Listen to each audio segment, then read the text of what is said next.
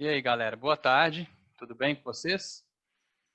Hoje, então, a gente vai trabalhar com as leis de Ohm e eu preparei aqui, é rápido, e então nós vamos começar, nós vamos ver as leis de Ohm. A aula passada a gente viu o básico dos circuitos elétricos, a gente viu, que todo circuito ele é composto por pelo menos um gerador, um receptor, existe uma corrente elétrica fluindo em torno do circuito, e essa corrente elétrica leva energia do gerador até o receptor, tá?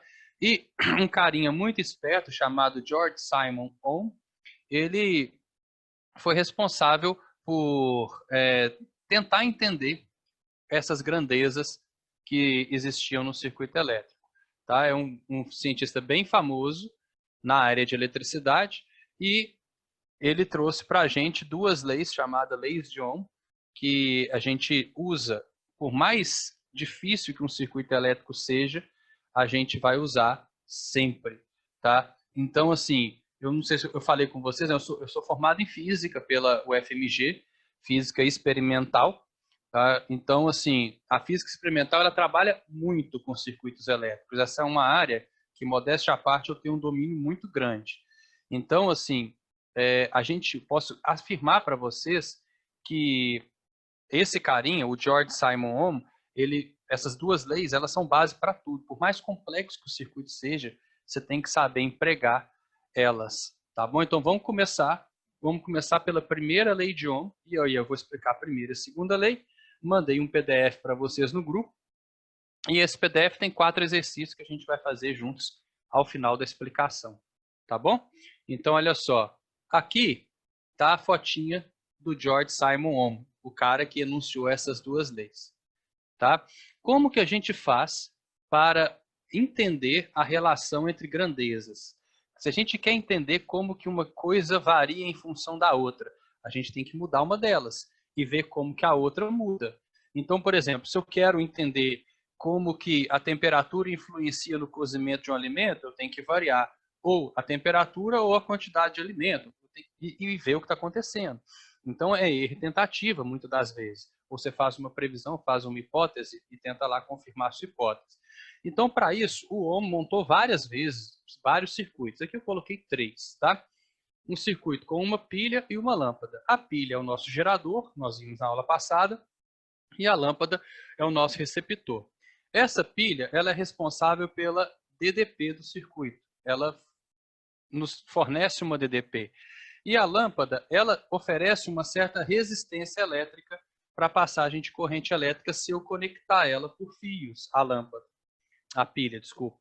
Então eu vou conectar essa lâmpada no polo, um lado dela no polo positivo e a parte de baixo dela eu vou ligar no polo negativo. Já foi questão do Enem, como ligar uma lâmpada, vocês acreditam?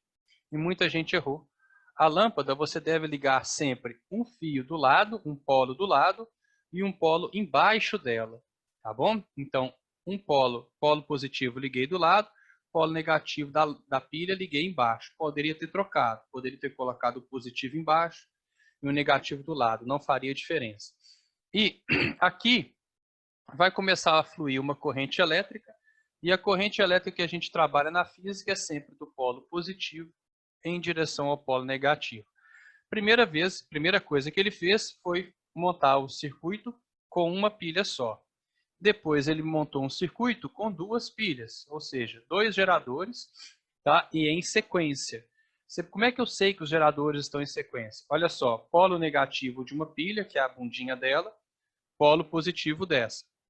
O polo positivo da de baixo está ligado ao polo negativo da pilha de cima. E assim por diante. Quando você vai ligar pilhas, mais de uma pilha no aparelho, você vai ter que ligar elas dessa forma, né? Positivo de uma no negativo da outra. E aí eu faço a mesma conexão. Vou ligar a lâmpada, um polo dela no polo positivo, outro polo dela no polo negativo. Liguei. Não é corona, é alergia, tá, gente? Deu uma espirrada aqui. Então, olha só. E aqui ele ligou com... Ah, faltou mais uma aqui, desculpa. É que eu estou vendo aqui, ó, tem um circuito igual a outro, espera aí. Eu vou colocar mais uma lâmpada. Opa, Vou colocar mais uma pilha aqui, porque senão não faria sentido, né? Só um segundo. Aqui eu vou adicionar mais uma pilha, porque eu quero que o meu terceiro circuito fique diferente do segundo. Então, aqui, ó. Aqui eu vou ter 3 pilhas. Então, 1, 2, 3, todas em sequência. Quando eu ligar elas na pilha, na lâmpada, eu vou ter uma coisa diferente. O que que o Ohm percebeu? Que ao aumentar a DDP do circuito, ele estava aumentando o brilho da lâmpada. Cada vez que ele aumentava a DDP, a lâmpada brilhava mais. Então aqui, ó, essa lâmpada brilha mais forte por ter 2 geradores, e essa aqui vai brilhar mais forte ainda, porque ela está sujeita a 3 geradores. Essa aqui brilha só um tiquinho, que está sujeita a um gerador só. E como o brilho é uma grandeza relacionada diretamente à energia que ela recebe, e a energia está relacionada à corrente que passa pela lâmpada, ele associou a ideia de que, ao aumentar a DDP, a corrente também aumentaria. E para comprovar isso, o que ele fez? Ele ligou, em cada circuito elétrico desses, ele ligou um negócio chamado amperímetro, que é um medidor de corrente elétrica.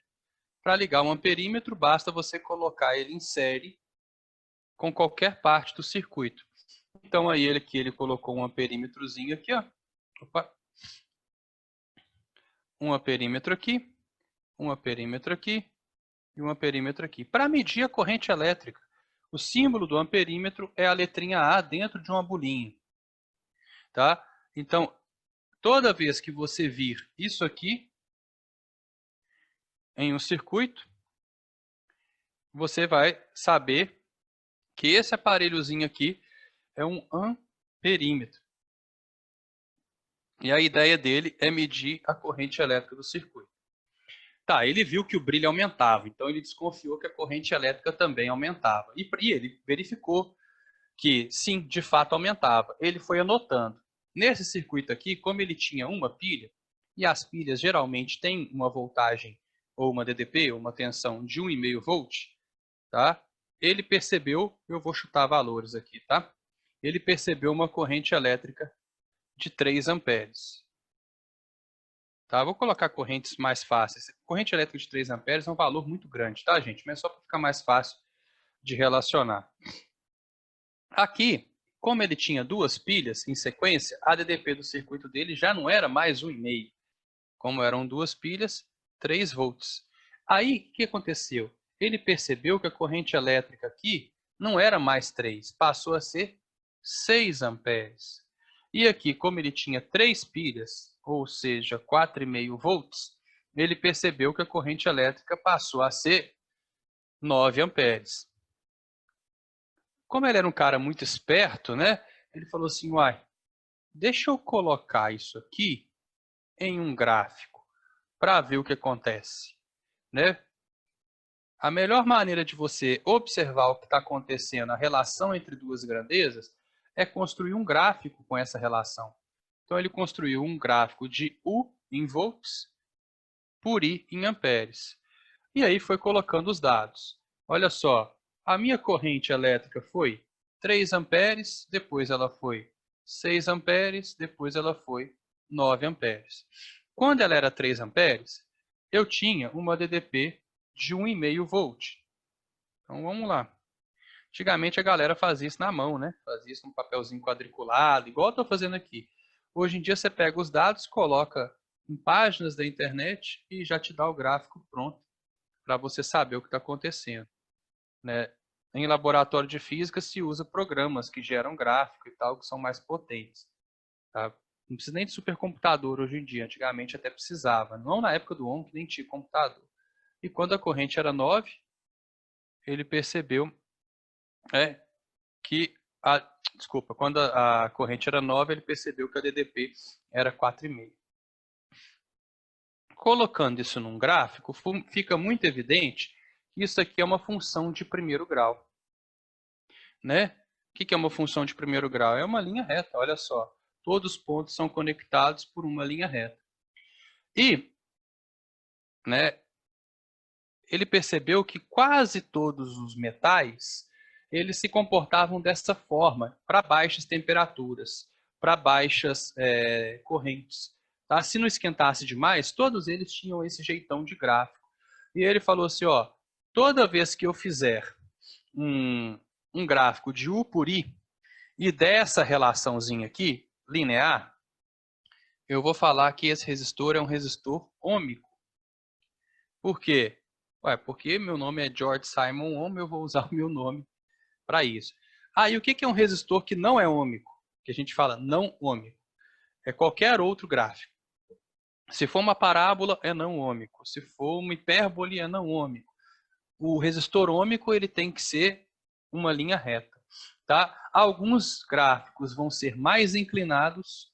Eu poderia ter um gráfico mais inclinado assim.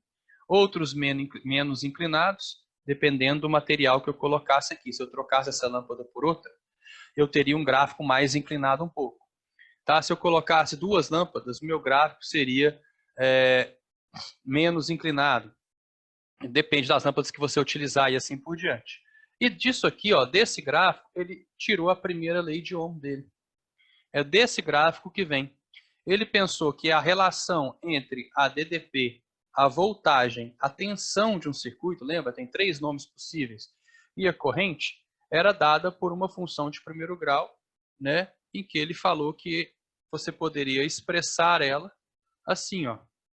U é igual a R vezes I. E o que é esse R? O R é a resistência do circuito.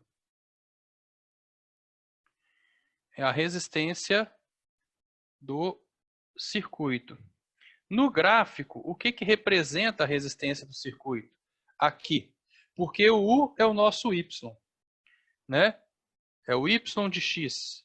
Né? O I é o nosso X. O que é o R? O R é o A de uma função de primeiro grau. Esse A é o chamado coeficiente angular. Tá vendo? Se eu quiser calcular o R em um gráfico, é só eu pegar a variação do que está no Y e dividir pela variação que está em X. Ou seja, isso aqui, né, é a inclinação do gráfico. Ou seja, é a nossa variação de U pela variação do I no gráfico. Se o resistor for ômico, para resistores ômicos, essa resistência é constante. A inclinação do gráfico é constante se R é ômico. Então, se você faz essa conta mais de uma vez num gráfico e acha valores diferentes, significa que a sua resistência não é ômica, que o valor dela está variando. Tá? Aqui, se você fizer, você vai achar sempre o mesmo valor. Quer apostar? Olha só, qual que é a resistência elétrica dessa lâmpada no primeiro circuito? Se eu quero calcular a resistência elétrica, é só eu fazer, né, o U dividido por I. U igual a RI. Então, toda vez que eu quiser calcular a resistência, é só eu passar o I dividindo. É o U dividido por I. Então, por exemplo, a resistência elétrica aqui no meu primeiro circuito é 1,5 sobre 3, que dá meio. Se eu pegar a resistência elétrica aqui nesse segundo circuito, eu vou pegar 3 dividido por 6, que também dá meio. Se eu pegar aqui, a resistência elétrica vai ser 4,5 dividido por 9, que também dá meio. Afinal de contas, essa lâmpada é um resistor ômico. Por quê? Porque a resistência dela é constante. Toda vez que eu calculei o meio. Tá, meio o quê? Toda grandeza na física precisa ter um valor, né? Meio o quê? Como você mede uma resistência? Primeira lei de Ohm, né? No alfabeto grego, existe uma letra chamada letra ômega. Ômega, Ohm. Então, ele gostou desse trocadilho, né? Ômega, Ohm, com o sobrenome dele. E a letra ômega, ela é uma ferradurazinha. Então, ele colocou a corrente elétrica sendo medida em ohms, que é o sobrenome dele. O Newton não fez a força medida em newtons. Ele fez a resistência elétrica medida em ohms. E para simbolizar, ele usou a letra grega Ohm, que é um trocadilho com o nome dele aí, o último nome dele. Certo? Então, o que é a primeira lei de Ohm? É essa equaçãozinha aqui, que governa todo e qualquer circuito.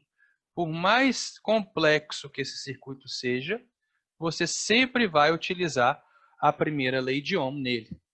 Tá? Significa que a DDP, a voltagem em um circuito, ela depende da resistência e da corrente.